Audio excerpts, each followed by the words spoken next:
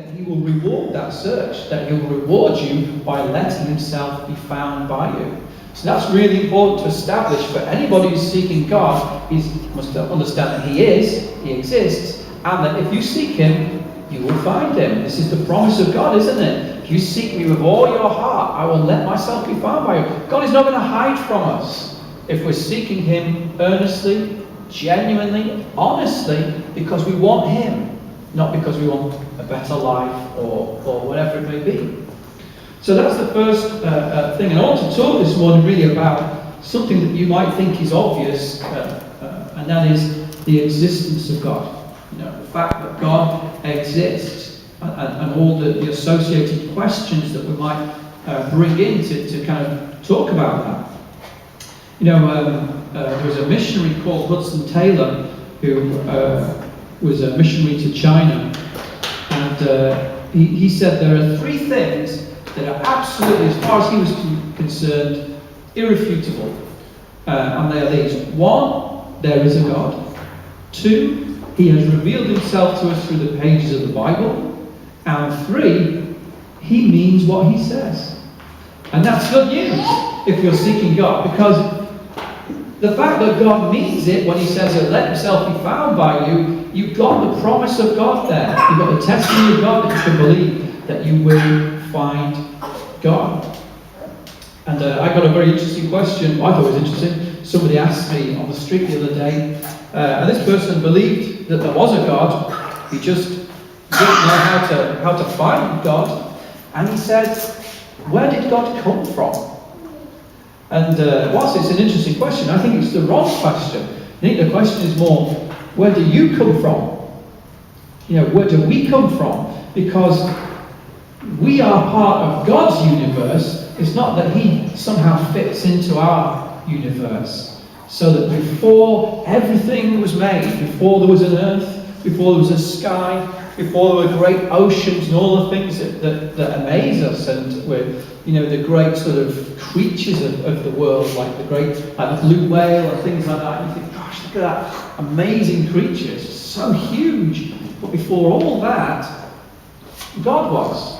That's what the Bible is saying. God is. He existed before it. So therefore, we are part of his creation. We are part of his universe that he made. He is not part, he doesn't fit into our universe. He stands outside of time, outside of space even. That is who God is. He is the creator, the originator of it all. When we are dead and buried, he will still be around. He'll still be here. When you and I have gone, he'll be here. He's here before us, and he'll be here after us. And again, it sounds obvious, but it's good to ponder these things and to really think about them, because it will show your life in its true light. It will see your existence in the correct kind of way. And you also see your problems and your difficulties in the right way as well. When you see there is an eternity, that God is going to, if you trust him, lead you into that eternity. All right. So how do we prove the existence of God? There was a philosopher called Descartes. Anyone heard of him? D-E-S-C-A-R-T-E. Yeah. And you might not have heard of his name, but you probably have heard of the thing that he said. He proposed this philosophical statement, and it was this: I think, therefore I am. You've heard that. So what does he mean by that? He's saying, look, if I doubt my own existence, I can prove that I exist just by the fact that I'm thinking about it.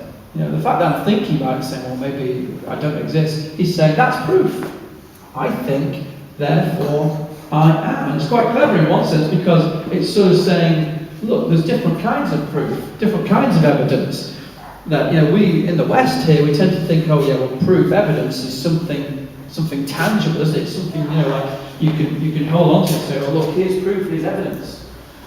But it's not always the case. There's all different kinds of evidence. And like if you have ever, in the past, taken hallucinatory drugs, you can say that, look, there are things you can see with these eyes, right? Things you can hear, things even that you can feel, but they're not real. They're a hallucination. They're an illusion. So just because you see something with your eyes or touch it with your hand doesn't make it necessarily real, tangible evidence. And what Descartes is saying is, look, there's other kinds of evidence. I think, therefore I am. But the Bible has its own I am. Did you know that? The Bible has its own I am that it talks about. That's what we're going to look at this morning. Okay, let's have a look. Exodus chapter 3.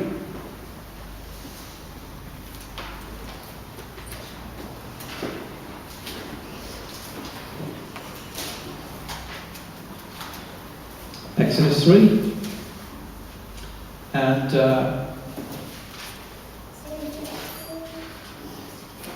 verse 13. We'll start out. This is Moses. Remember when Moses saw the burning bush and he came aside to see what it was? Saw a bush that wasn't burnt and yet it wasn't consumed. Verse 13. And Moses said unto God, Behold, when I come into the children of Israel and shall say unto them, The God of your fathers hath sent me unto you, and they shall say to me, What is his name? What shall I say unto them? And God said unto Moses, I am that I am. And he said, Thus shalt thou say unto the children of Israel, I am hath sent me unto you. So here God is saying, look, this is really my name, if you like. You can call me I am, because that is a description of who God is. I am. He is self-existent. In other words, he has no dependency upon any other person or being or thing. He is eternal, unchangeable, the same yesterday, today, and forever. The Bible says, I am the Lord, I change not. God doesn't change, he remains the same. That is why, as we looked at last week, he is the firm foundation that we can have. You know, he is our rock. And you might say, oh no, that's Jesus you're talking about there. But you know, Jesus says something very interesting as well. He said, before Abraham was, I am. Isn't that interesting? John 8:58. And you might say, oh, so what are you trying to say Jesus is God? Well, Philippians 2, verse 5 to 6 answers that as well. The Bible says that Jesus thought it not robbery to be equal with God. Don't know if any of the children know what's robbery. Anyone heard of that? Robbery, stealing. Stealing, yeah, that's right. A robber steals something, doesn't he? A robber takes something that is not his. He takes something that does not belong to him. And the Bible is saying it wasn't robbery for Jesus to say that he was equal with God. Who can be equal with God except God himself? So that's just a little thing for you to think about this morning, to kind of ponder in your mind. When Jesus says, before Abraham was, I am, I believe he's talking about his own deity, that he is God. And it isn't robbery for Jesus to say, look, I'm equal to God, I'm the same. Alright?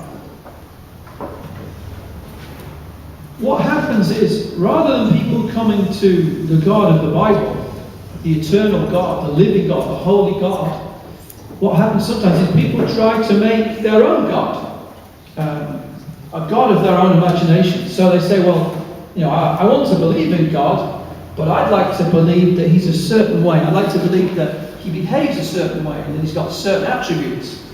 And so rather than going to the Bible to find out about God, they make a God of their own imagination. And I was amazed that I spoke to a guy a while ago who was on a detox program. He'd been an alcoholic, he had drink problems, and he'd gone in a special sort of detox program, or certainly it was like a kind of help group, I think. And they encouraged the people there. They sort of talked about God in a vague sense, which was amazing in the first place. But then they talked about a God of your own imagination. They said, you make for yourself a God of your own imagination. Now, I couldn't believe it when he was telling me this. I said, that's an idol. You've made a God, or even if it's only in your own imagination. If it's not the God of the Bible, if it's not the real God, then it's an idol, and you set up an idol in your heart. And this is what they're teaching them to do, to cope with their addiction and so on.